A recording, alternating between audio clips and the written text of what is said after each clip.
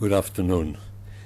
The underlying feature of everything that we're discussing here is a question of stability, or when it comes to West Asia, I should say instability. And what I want to offer is one of the explanations, certainly not the only one, but one of the explanations for this instability. And I think that it is the hopelessness that Arabs feel about the Arab world. And let me say, it was not always like that. If you go back in history of the region, you will find that the peak of hopeless attitudes of Arabs towards what they can achieve was in Gamal Abdel Nasser's period from the mid-50s to the mid-60s. And we've seen a few small peaks since then, after the Yom Kippur War, with the oil crisis. For some Arabs, it was with Saddam Hussein. But what we've seen recently, and recently I mean primarily the last 20 years, is not only a sharp decline in the perception of the Arabs of themselves, but even a collapse of this to the point of hopelessness. And I would focus it on two events. One not so well known, and one, of course, that we're all aware of. The publication of the UNDP, the United Nations Report on Human Development, which demonstrated, based on Arab scholars, that the Arabs are in very bad shape, shook a small elite in the Arab world, but it shook this elite very, very profoundly. And the question was at the time, if our situation today is so bad, do we still have hope? But a lot of hope was based on the assumption that the problems of the Arab world has to do with the leaders. You remove the leaders, the societies take over, and then there is a great hope because the Arabs had this glorious past, therefore they deserve to have a glorious future, they must have a glorious future, they're destined for greatness, and therefore we are in bad shape, there is a crisis, we will come out of it.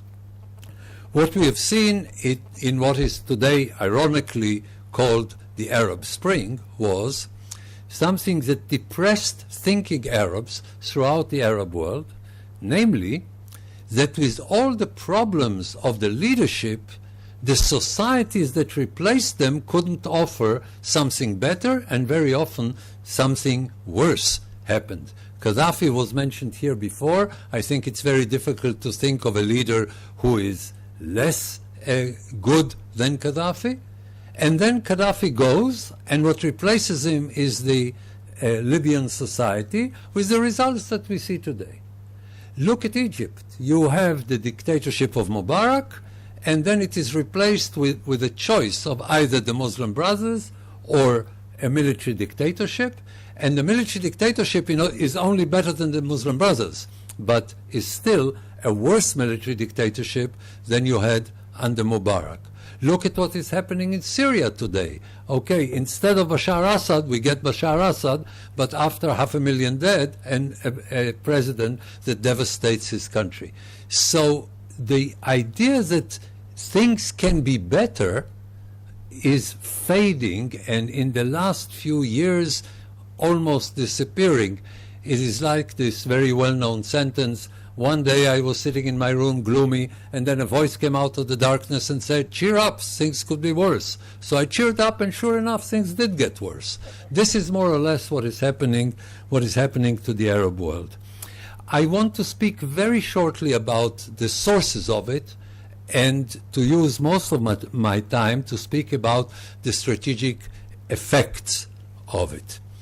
The main source of what we see today is the fact that for the last 100 years, since the First World War, since the Arabs became somewhat independent, more independent, partially independent, and finally independent about 60, 70 years ago, is that very little, if anything, has been done in terms of nation building. And I want to focus it on one specific issue, of the ability to deal with the modern world.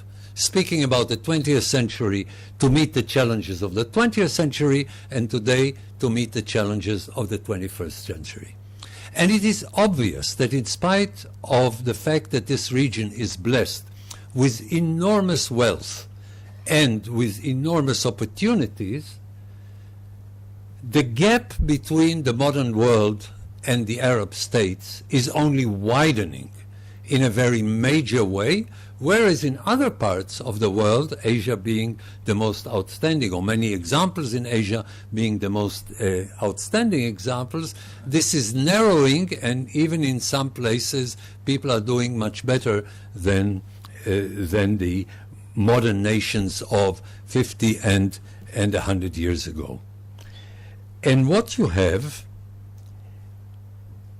is a situation where this hopelessness is reflected in the fact that many Arabs either want to leave the region, and even those who cannot want to, but they're not qualified and they will not be accepted. Had they been accepted, could they go to Europe? Could they go to the United States? Could they go to Israel? They would have gone.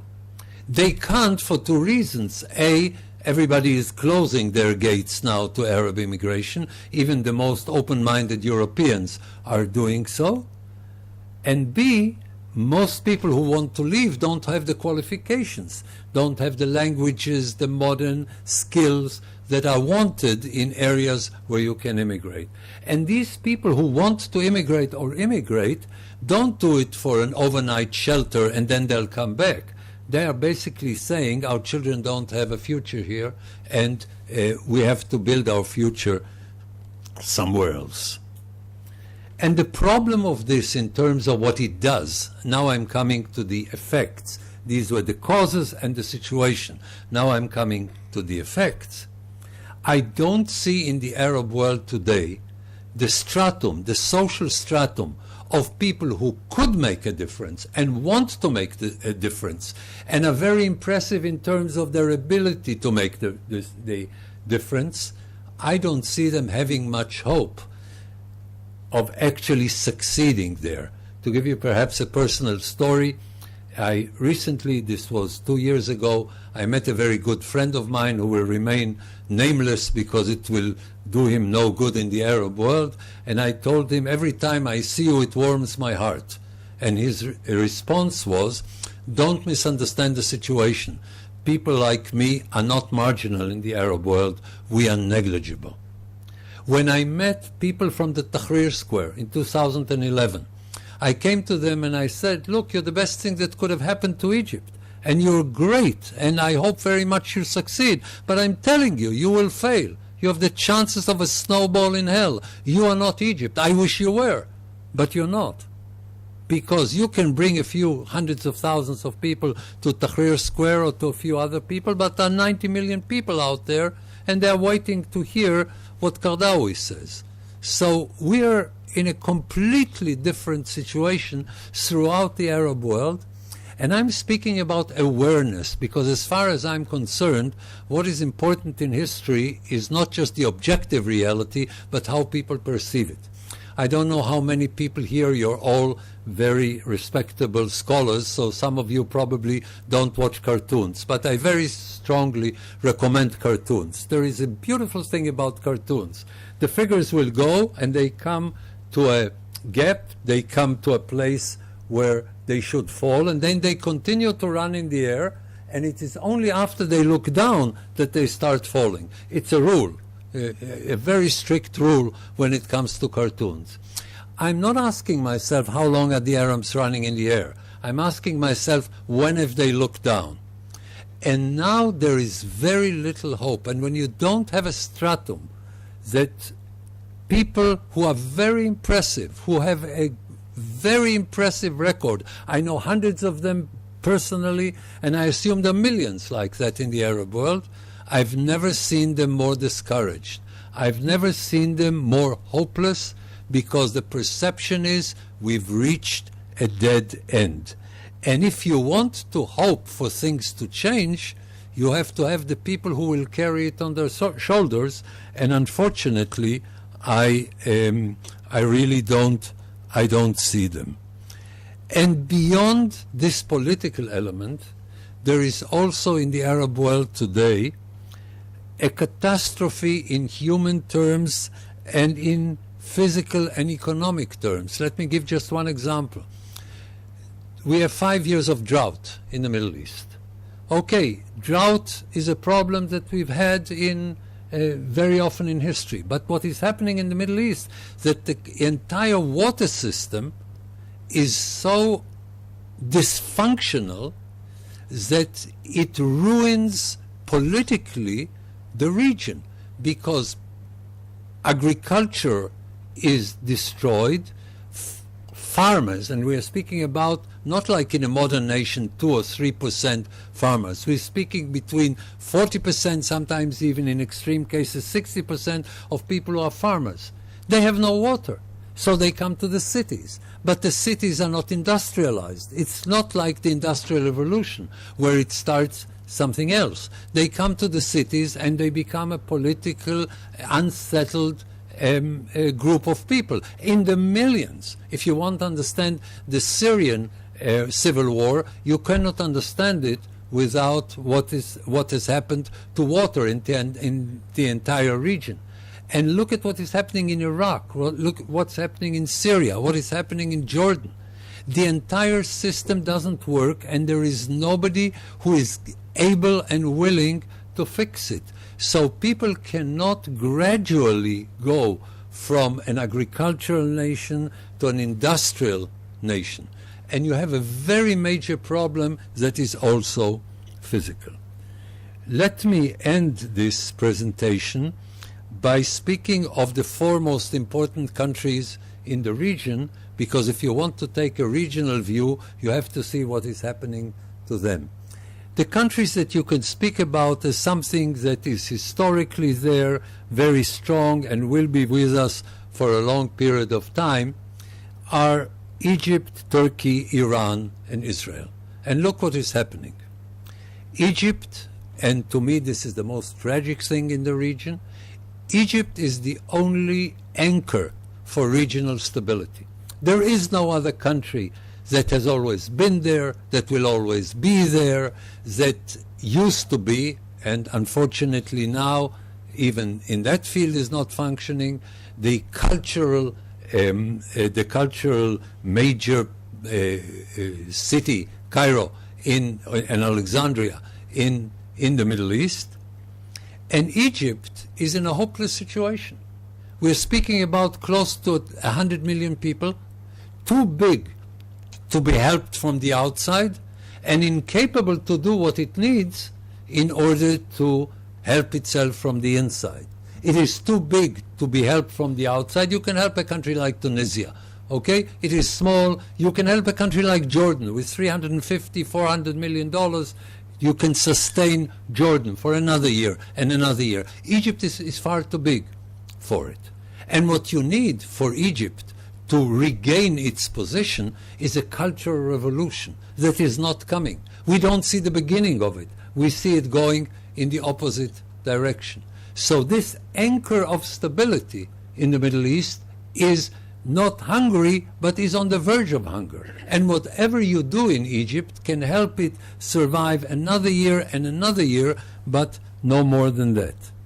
Look at Turkey. Turkey had a dramatic cultural revolution with Ataturk. Erdogan came, and now it's going in the opposite direction.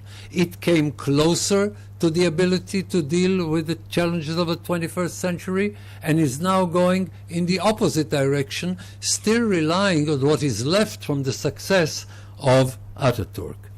And the 2 remaining countries in the Middle East that are strong, Iran and Israel, are on a collision course. And this collision course puts the whole Middle East in danger. Let me just make a short comment about that and end here.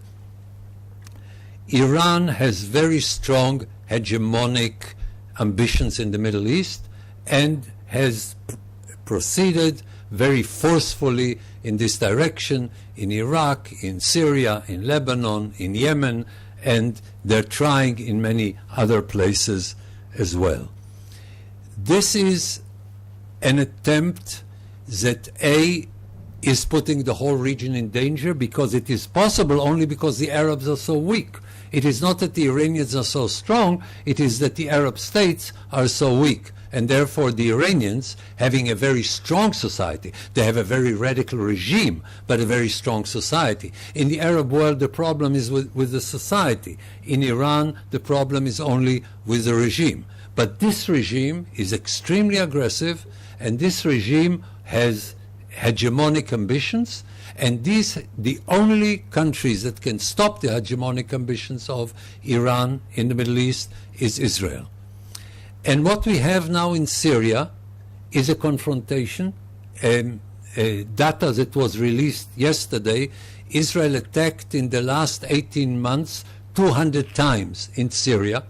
Israel is determined, this is the open policy, to prevent Iran from establishing itself in Syria, because if Iran establishes itself, primarily the Revolutionary Guards in Syria, from an Israeli point of view, we will have an inevitable war with terrible consequences. So the Israelis are determined to prevent it, and the Iranians are determined to pursue it. So we are on a collision course. And this is a collision course that brings in Russia, because it is in the Middle East and it will have to take a stand. At the moment, Israel and Russia have a very good arrangement between them. Nobody says that it must last forever. The United States cannot completely ignore what is happening in the Middle East, so it brings in the United States.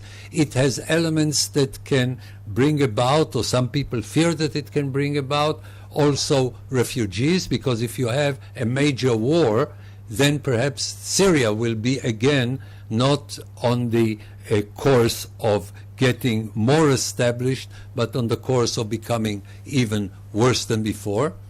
So all the four countries that count the most do not promise more stability in the Middle East.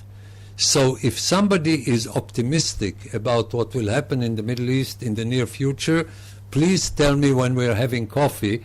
A, it will be new to me, and B, I'll be delighted. Thank you.